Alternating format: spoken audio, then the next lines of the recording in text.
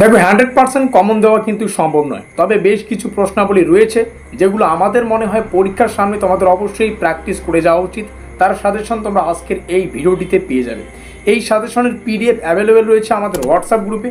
যদি আমাদের হোয়াটসঅ্যাপ গ্রুপে থেকে থাকো পিডিএফটা ডাউনলোড করতে পারবে। হোয়াটসঅ্যাপ গ্রুপের লিঙ্ক ডেসক্রিপশন বক্সে রয়েছে, সেখানে ক্লিক করে তোমরা আমাদের হোয়াটসঅ্যাপ গ্রুপে যুক্ত হবে যারা যারা এখনও পর্যন্ত যুক্ত হওনি। পিডিএফ আসতে দেরি রয়েছে, অবশ্যই ভিডিওটিকে তোমাদের সম্পূর্ণ দেখতে হবে। তবে দেখো, এই সাজেশন তোমাদের এবং আমাদের ভাগ্যের উপর ডিপেন্ড করে। ভাগ্য ভালো থাকলে তোমরা এই লিমিটেড সাজেশন থেকেই পরীক্ষায় কমন পেয়ে যাবে এবং একটা সুন্দর স্কোর করে এই সেমিস্টারটা শেষ করতে পারবে। তবে অন্যদিকে যে সমস্ত ছাত্রছাত্রীরা সেমিস্টারের শুরু থেকে পরীক্ষা পর্যন্ত সিলেবাসের প্রত্যেকটা টপিক ধরে ধরে পড়েছো, তোমরা পরীক্ষায় অবশ্যই একটা হাই স্কোর করতে পারবে। যদি তোমাদের সিলেবাসের প্রত্যেক টপিক ভালো করে পড়া থাকে, রিভাইজ করা থাকে, সেভাবেই তোমরা প্রস্তুতিটা নিয়ে থাকো, অবশ্যই একটা ভালো স্কোর করতে পারবে। অন্যদিকে যারা আমাদের পেইড নোটস নিয়েছো এবং পেইড নোটসের A to Z ডিটেলস পড়ে ফেলেছো, তোমরাও কিন্তু পরীক্ষায় যথেষ্ট স্কোর করতে পারবে। সেই সঙ্গে যারা পড়োনি, সিলেবাস কী সেটাও জানো না, কোনো কারণবশত সেমিস্টারে পড়াশোনা হয়নি, তোমাদের জন্য এই সাজেশন। তবে ভাগ্য ভালো থাকলে কমন পাবে, না থাকলে কিছু করার নাই। শুরু করছে আমাদের আজকের এই সাজেশনমূলক ক্লাসটি। যেমনটা তোমরা সবাই জানো যে আমাদের বাংলা থেকে দুটো পেপার পড়তে হবে, একটা মেজর 5 আর একটা হচ্ছে মেজর 6। আমাদের আজকের আলোচ্য বিষয় হচ্ছে মেজর 5। মেজর 5 থেকে পড়তে হচ্ছে ছন্দ, অলঙ্কার, কাব্যের রূপরীতি। আমরা স্পেশালি 3 নম্বর, 6 নম্বর এবং 10 নম্বরের প্রশ্নাবলীর উপর ফোকাস করব। তো যাই হোক, দেখে নিচ্ছি পুরো সাজেশনটি। আর যেমনটা শুরুতেই বলা হয়েছে, পিডিএফ অ্যাভেলেবেল রয়েছে, পিডিএফ ডাউনলোড করতে পারবে যদি আমাদের হোয়াটসঅ্যাপ গ্রুপে থেকে থাকো। লিঙ্ক ডেসক্রিপশন বক্সে রয়েছে। ভিডিওটা দেখতে হবে কারণ পিডিএফ আসতে দেরি রয়েছে, 15 তারিখের পরে তোমরা পিডিএফ পাবে, ঠিক আছে? তো যাই হোক, শুরু করছি এবং মেজর 6-এর সাজেশন হয়তো সম্ভবত পরের ক্লাসে আলোচনা করব, কিংবা সাজেশন নাও আসতে পারে, কারণ আমাদের পেইড নোটস রয়েছে। পেইড নোটস যে সাবজেক্টে থাকে সেগুলোর আমরা সাজেশন দিই না। তো যাই হোক, একটা পেপারের সাজেশন দিয়ে দিচ্ছি, সেটা হচ্ছে মেজর 5। এবার তার আগে 3 মার্কের প্রশ্ন একটু ডিটেলসে দেখে নেওয়া যাক। 3 মার্কের একটা প্রশ্ন আমি কিন্তু হাতে কলমে তোমাদের সামনে শেয়ার করব না, কিন্তু যারা নোটপত্র নিয়েছো তোমরা জানো তোমাদের 3 মার্কের উপর ফোকাস করতে হবে। যতগুলো ছন্দ কিংবা অলঙ্কার রয়েছে তাদের সংজ্ঞা, তাদের উদাহরণ, তাদের প্রকারভেদ এগুলো পড়ে রাখবে। যেমন দল, অক্ষর, কলা, মাত্রা, এই যে সমস্ত ছন্দগুলো দেখতে পাচ্ছ এদের সংজ্ঞা কাকে বলে, উদাহরণটা মোস্ট ইম্পর্টেন্ট 3 মার্কের জন্য। আসতে পারে কলা, অক্ষর, মাত্রা, জ্যোতি, জ্যোতি, লয়, চরণ, স্তবক, লয়, মিল যা আছে দেখে রাখবে, জাস্ট পার্ট অফ যোগ। অলঙ্কারের যত পার্ট আছে, অনুপ্রাস, শ্লেষ, বক্রতি, যমক, উপমা, রূপক, সমশক্তি, উৎপ্রেক্ষা, ব্যতিরেক, অপহূতি, অপশ্রুতি, অতিশয়োক্তি, সন্দেহ, এই যে অলঙ্কার যতগুলো বললাম প্রত্যেকটা কাকে বলে, উদাহরণ বা শ্রেণী বিভাগ, যে কোনো টাইপের প্রশ্ন 3 মার্কের জন্য চলে আসতে পারে। তো 3 মার্কের জন্য এক্সট্রা করে কোনো কিছু বলছি না। তবে এবার গুরুত্বপূর্ণ টপিকটা হচ্ছে 6 এবং 10 মার্কের। এখানেই কিন্তু কনফিউজটা শুরু হয়, কারণ এত বড় সিলেবাস থেকে একদম লিমিটেড সাজেশন তৈরি করা কিন্তু সম্ভব না। তাই শুরুতেই বলা হয়েছে 100% কমন দেওয়া সম্ভব নয়।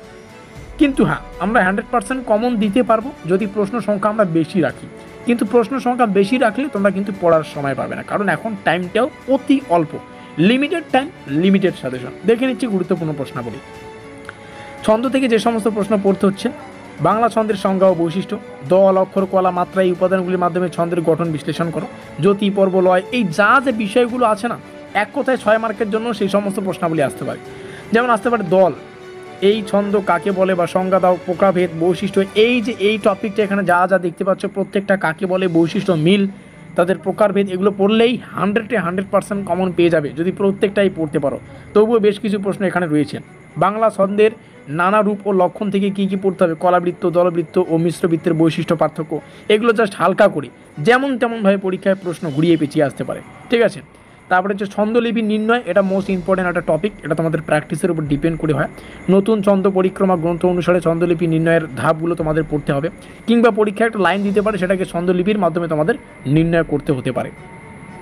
তারপর নিচে আসবে, নিচে প্রশ্নাবলী রয়েছে একটু জাস্ট বেসিক ডেমো আকারে, ঠিক আছে? এগুলো 100% হয় না, পরীক্ষা ঘুরিয়ে পেঁচিয়ে আসবে, এটা 100% আমি বলে দিচ্ছি, কিন্তু 100% কমন হয় না। অনুপ্রাস অলঙ্কারের সংজ্ঞা, প্রকারভেদ, উদাহরণ, শ্লেষ অলঙ্কারের বৈশিষ্ট্য ও উদাহরণ, জাস্ট একটা প্রশ্ন পড়ো। এই যে প্রশ্নটা, অনুপ্রাস অলঙ্কারের সংজ্ঞা, প্রকারভেদ ও উদাহরণ, এই অনুপ্রাসের জায়গায় যে কোনো নাম থাকতে পারে, বক্রতি থাকতে পারে, উপমা থাকতে পারে, সমশক্তি থাকতে পারে, ব্যতিরেক থাকতে পারে, অপহূতিকা থাকতে পারে, অতিশয়োক্তি থাকতে পারে। তো যে কোনো ছন্দের সংজ্ঞা, প্রকারভেদ এবং উদাহরণটা যদি পড়ে রাখো পরীক্ষায় কিন্তু তাহলে কমন পেয়ে যাবে, এটুকু বলতে পারি। তাছাড়া বাকি প্রশ্নাবলী দেখতে পাচ্ছ এখানে। তাছাড়া অলঙ্কার নির্ণয় আমাদের পরীক্ষায় আছে, যেটা অবশ্যই একটা ভাইটাল টপিক, পরীক্ষা আসবেই, সেটা একটু দেখে রাখবে। তবে হ্যাঁ, একটা টপিক আছে যেখান থেকে 100% কমন পাওয়ার সম্ভাবনা রয়েছে, সেটা হচ্ছে আমাদের এই 3 নম্বর খণ্ড, অর্থাৎ সিলেবাসের তৃতীয় অধ্যায়, সেটা হচ্ছে কাব্যের রূপরীতি। এটা হচ্ছে মহাকাব্যের সংজ্ঞা, বৈশিষ্ট্য, উদাহরণ পড়বে, গীতিকাব্যের প্রকৃতি, বৈশিষ্ট্য, তাৎপর্য পড়বে, আখ্যান কাব্যের বৈশিষ্ট্য, বাংলা সাহিত্যের উদাহরণ এগুলো পড়বে, পত্রকাব্যের বৈশিষ্ট্য এবং তাৎপর্য, এবং সনেটের সংজ্ঞা, প্রকারভেদ, বাংলা সাহিত্যের অবদান। এই যে টপিকটা বললাম, এখান থেকে প্রশ্ন তো কমন পেয়ে যাবে আমার মনে হচ্ছে।